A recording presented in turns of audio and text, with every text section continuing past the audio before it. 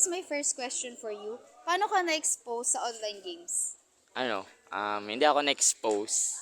Wala lang, nakita ko lang siya sa mga Facebook, tapos dinownload ko siya, tapos yun na, naglalaro na din ako. Yun na.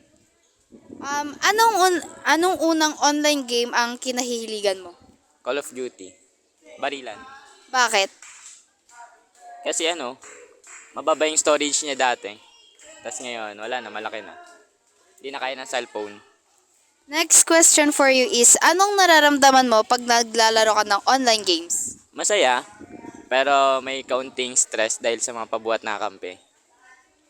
And last question for you, Ayan, is anong naidudulot sa iyo na paglalaro ng online games? Madami ako nakikilalang mga kaibigan online. Then yun, parang happy feel ko na siya. Yun lang. Thank you. So, hi Alisa. I would like to ask you a few questions. My first question for you is, paano ka na-expose sa online games? Actually, nag-stop na ako mag-online games. Pero I started as a friends, nag-aya-aya. Then, libangan lang dahil na-bored.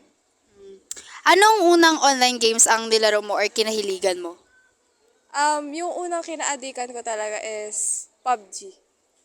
PUBG, bakit? Doon kami nagka-call ng mga friends. Then, nakaka-enjoy lang magpatay-patay. Anong nararamdaman mo pag naglalaro ka ng online games or like ng PUBG? At first, na-enjoy ko siya. Pero habang tumatagal, naboboard na ako and that's why nag-stop na. And last question ko for you is, anong naidudulot sa'yo ng paglalaro ng online games? Nakapagdulot ito ng saya. Even though may mga nga lang, na nakadistract din siya. Pero, good siya. Thank you, Alisa. So, hi, Miko. I would like to ask you a few questions. So, here's my question for you. Paano ka na-expose sa online games? Na-expose ako sa online games sa aking tita na nagbigay ng tablet at merong online games. Anong unang online games ang kinahiligan mo or nilaro mo? Ako ng games na kinailigan ko ay ML. Yun ang meron sa tablet na binigay ni tita.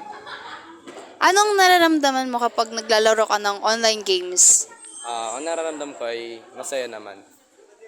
Bakit? Paano mo nasabing masaya kapag Nakakawala ng stress. Sa tingin mo, para sa'yo, pag naglalaro ka, anong naidudulot sa'yo pag naglalaro ka ng online games? Ang dulot nito sa akin ay magkaroon ng maraming kaibigan. Thank you, Miko.